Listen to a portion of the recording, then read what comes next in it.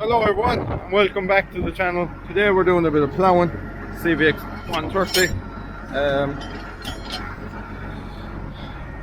It's our first big ploughing outing, and we've got 10 acres to do here today. So up until that it's all been bits and pieces of gardens and stuff like that. Anyway, I'm going to make a few adjustments. What I'm doing here is I'm changing the depth the back of the plough goes down. It's going in too deep at the back, and basically the way you rectify that is you let your wheel go down even less. So I need to lengthen this guy. So they're both the same now, and that will lift the back of the plough, and our top link will be floating. I'll show you all of that going on, but basically I always do a small bit and see what adjustments need to be made then, and then I only make one adjustment at a time, because if you make too many you could end up going too much one way, and you just have to start the whole thing again. So we'll see how we get on. We'll do the rest of this run up and we'll do a run down, and we'll see what way we're looking. Okay, so we're working away. We have a fair bit of this field done now at this stage, and I'm actually surprised in the kind of earth that's here. I thought it'd be nicer, to be fair. So it'll take a bit of drying out to work this stuff down. So our plough was set. That was the only adjustment we done really, was to our wheel and our cross shaft. Yeah, we've hydraulic cross shaft, so I just varied that a bit, and this we got it fairly good. And obviously a small bit of adjustment on the top link there as well, and we're working away fine. I'm ploughing it nice and slow, because from my experience in this kind of soil you could just meet huge stones. We haven't met any so far, but I just goes away nice and handy doing this kind of ground. But I am very, very surprised at the silage like that, because we cut silage off of this place 3 times a year every year. And to be fair, it grows decent enough crops. I thought it would be better than what it is anyway. But yeah, what I'm going to do next is I'm going to stick up the drone, because there'll be someone coming driving this here now for a while.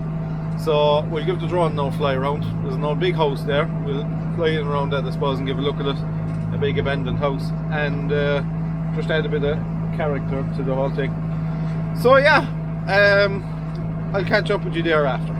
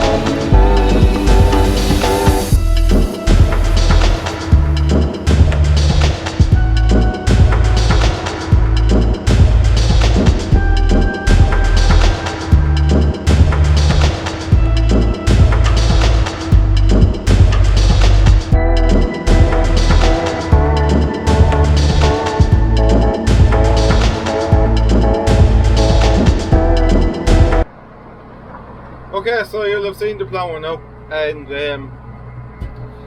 we'll give it as much time as we can to dry, and once it's dried we'll roll it. We have the big roller there at home, and we'll just spread a bit of lime in it, and we'll be able to work it down then. I think below at the bottom there's a small dip and it's holding a lot of water, so when we till that we'll try and pull it out, and there is a nice slope in that field, so the water should be able to run off it into the drain. It's like the drain was cleaned out years ago, and there's a bit of a ridge there that the water just can't make it, and that's causing a bit of a wet spot in the field. So today we're doing a bit of rolling, and this is just silage ground that was grazed, and we're just tidying up a few ruts for a local farmer. It's only over the road from home, so we're not too far away, and I was able to use his roller, which was very handy. So we'll get this job done, and I have a couple of bales to move this evening, and tomorrow will probably be mulching. And if the weather picks up a small bit, it's quite cold today, and the rest of the week is quite cold, so spraying is a bit risky at the minute, so we'll be waiting until our temperatures come up a bit, and we'll be getting stuck into spraying again, because there's a bit of it building up on us there now at the minute. One of the things that's coming down the track for all of us in the next month, I think it's around the start of May, is there is another increase in carbon tax. And carbon tax is something that I will rant and rave about and give out. It's something I take a serious issue with.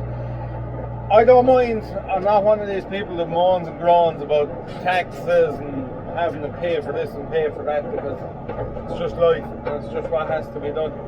But everything we do is pretty much essential.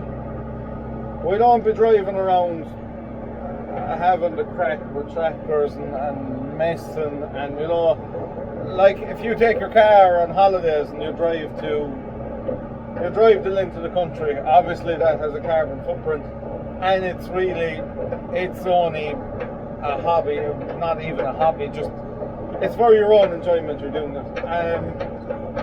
I have absolutely no alternative, no matter what amount of money I was to spend or what way I could go about it. There is no other option for me but to burn diesel. There's no electric tractors, there's no solar tractors, there's no gas power tractors, whatever you may call it. There is no other way of me doing my work without burning diesel. And that's where I take the issue. I have no option but to burn diesel.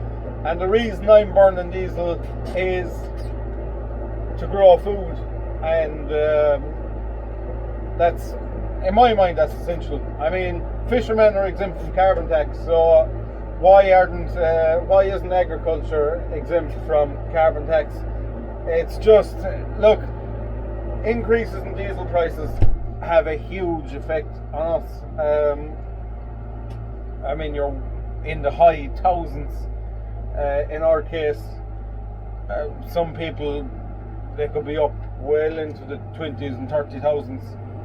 You know, a 7 or 8 cent increase in fuel prices, which you see they're already steadily going up this year, and just the tax on top of it now is just going to have a bit of a knock-on effect on the whole thing. It's just silly, really. I can't understand it. Why you should be penalised for, because that's what it is. It's a penalty on what you're doing when you have no option but to do what you're doing. It's just, it doesn't make much sense to me.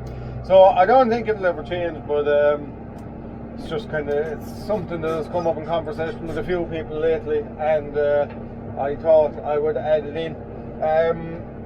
When I worked in England, we were at AD work, which is you know, it's the cutting maize and feeding it to these digesters and that kind of thing. And like, that wasn't green energy. There was a crazy amount of diesel being burnt to not even grow food, grow energy. If you took into consideration the amount of concrete that was put down, the amount of machinery that was bought, the amount of infrastructure that was put in place to make all that happen, and the amount of energy that is burnt to produce more energy. My gut feeling is you'd be no further on than if you'd just done nothing, if you just went the way we're going. There's wind turbines up here behind me. I don't know where they're made. They're not made around here. The time they were at that, they were an awful long time digging away at the side of a mountain, putting in roads, drawing in stone, drawing out bog and moving it and placing it, and I had to put in more roads to get trucks up there with the wind turbines. And is it like, I assume they're made out for them, so the carbon footprint of bringing them here is colossal. But those things aren't taken into consideration. If you take dribble bars and trailing shoes and all that kind of stuff, which in fairness they are a good job at, they have their benefits, but the main benefit they're selling is your emissions are down. But sure, what's your footprint of a dribble bar being made somewhere? All that plastic piping, which fairly sure isn't recyclable. So what's the footprint of that compared to a splash plate over 10 years? I can't imagine there's a lot in it. But like that, I'm not a conspiracy theorist, or I'm not into all why these things happen. But if you sit back and think about it, it's a bit silly really the way they carry on the times and the way these things are approached. Maybe the way we were doing it, and maybe it'll be discovered in years to come, maybe the way we were doing things or are doing things isn't so bad after all. So that's a bit of a rant and a rave. Just said I'd add it in, something different to talk about. Let me know your opinion on all of that in the comments, because it's something that's affecting every single one of us. So worthwhile talking about. I'm not going to go to the Dáil protesting or anything like that. Just voicing my opinion really. When we have a channel there, might as well talk to like-minded people about these things. So yeah, let me know what you think in the comments. Hello everyone. Today, as you can see, we're mulching rushes. Somebody asked me there, I think in the last video or the video before, what is mulching, and this is basically it. Real overgrown rushes. They're just spraying them doesn't really do much of a job on them, so you kind of need to chop them up before you go spraying them to kill them off fully. So what we're using is our TMC Cancella, as it's the only one in the country, and it does a great job. In fairness, one of the bothers is when you're cutting very, very low. As you can see along here now, I'm just dragging some of the cut stuff with me, and you end up with a lump of it. But other than that, it does a fantastic job, to be fair to us. So I suppose I have the day's worth here, and have another day or two worth other side of Tralee. I'm in Castle Island today at this, so we're not a million miles away from home either. So I'll just get stuck in, and we'll give you an update on it as we get more and more into it. We'll show you kind of the difference it's making. Okay, so you would have seen us mulching yesterday, and it was all rushes, and we got that job done. We've that wiped out, and we're back near home today, and we have some spectacular, and I mean spectacular views. We're looking out over the sea, right into the Tralee Bay, off that direction, and down that way in. We're looking out over Tralee town, way back into Kerryhead, which is another area, and over this direction, when I'm over the far side of the field, you can see into Castle Island and all that side of the country. So spectacular views. Lovely place to be working for the day, but very, very tough conditions, very hard to manage, and you really, really, really need to keep your eye on the ball inside in places like this, because there's so many humps and hollows and dips and drops and patches of bog, and patches of very stony bits as well. So they're tough. They're very tough to do them. We don't do that many of them.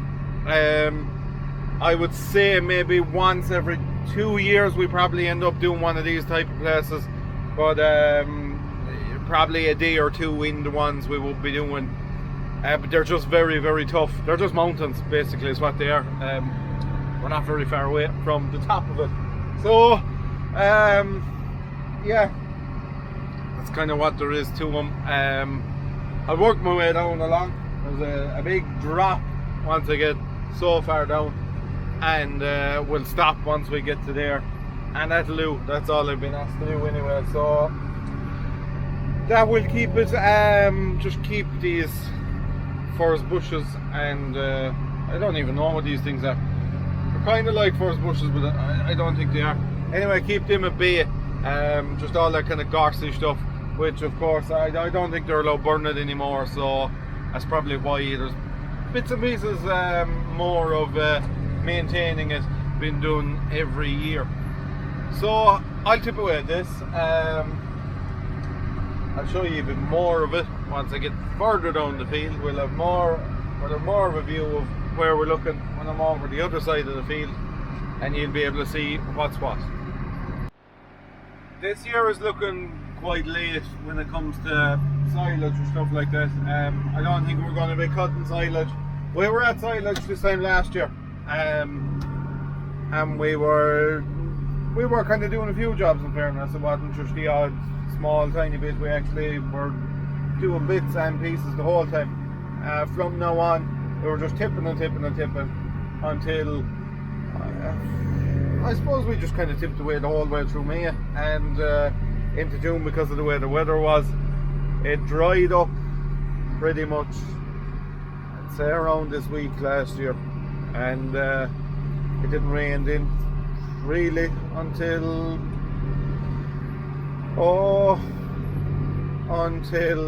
the end of May. I'm just laughing there. I told you already about the shed going on fire, and one of the lads said to me that it would be your luck, wouldn't it, that your shed would go on fire in the middle of a drought in Ireland, which isn't a very common thing to happen. Any other time of the year would probably be pissing rain when she went up and it had quenched it, but no, it had to happen us alright. We had a fire in the middle of a drought. Anyway, I suppose, look, 6 weeks we'll probably be getting really stuck into it. We must really go and collect the Pottinger mowers and go through them, because like I said, very kindly, one of the lads working in Pottinger said he'd come out and set us up fully with it, so we understand what's what, and add all of that kind of thing. So reseeding next week, I'd imagine, if the weather was anyway fair. We'll be getting stuck into a bit more of that, a bit more ploughing, and was preparing it for the seeding. We have a bit of tilling to do and things like that. So yeah, it's all weather dependent really. Probably one or two more slurry piping jobs to do that I didn't think we'd have to do, but we'll probably end up getting them out if the weather stays anyway fair, which in fairness, ground is wet.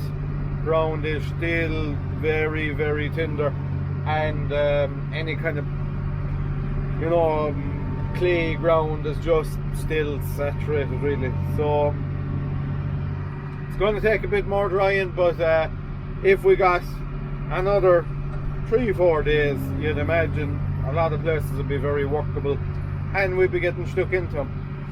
So I suppose that's kind of me for the week. I don't have a whole pile more to add, nothing of interest anyway. We finished our roller. I'll throw that up early next week. I'll show you it. We might even be using it, and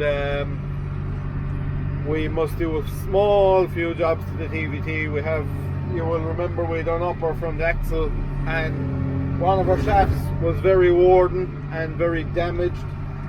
Shaft going into the hub, driving your planetaries inside in the hub. So we changed that shaft, and for some reason the seal running on that shaft is leaking now. So we took a gamble on the other one, and there was a bit of a lip worn in it, but we said we'd chance it. I got it built up and taken down on the lathe again, and they've done an excellent job of that. And that, if I was to doubt one, and that's no offence to the man that done it, but obviously if you get a brand new perfect thing, you'll be sure it'll be fine. Anyway, the built up one is still working away fine and sealing, but the other one isn't. So the brand new shaft isn't sealing, so we'll have to take that out and give a look. And it's a bit of ripping to get it out. It's a bit annoying, but it's only a small thing at the end of the day. And once we've that done, we'll be pretty good to go. I have a good few days fertilizer done in between that I haven't really filmed. Just going off there in the evenings and maybe throwing out 8 to 10 ton or whatever. So we're nearly there on the fertilizer side of it. Wouldn't be a reckless amount of it for the springtime being, you could say. And on that side of it, I suppose, if the weather stays somewhere fair, you'll be tipping away mulching and plenty of spraying, lots of spraying still to do. So yeah, we won't be idle anyway, that was for sure and certain. We also have another little tie that will be appearing over the weekend, I hope. It's nothing spectacular, but it's kind of necessary really. So we'll show you a bit of that when it lands. Like I said, not spectacular, but worthwhile showing nonetheless. So yeah, that's it from me. The humour is good when you're looking out at views like this. We had lovely views where we were yesterday as well, actually, and we were kind of looking at a different area than you'd normally be looking to, which is nice as well. But all the nice there when you're looking out, and you can see way out into the Dingle Peninsula over this side of the field, and it's just nice to have a nice view. Really lifts the spirit. So that's it from me. We'll see you next week. Please give it a big thumbs up. Thank you very much for watching. If you haven't already subscribed, you know what to do, and we'll see you later.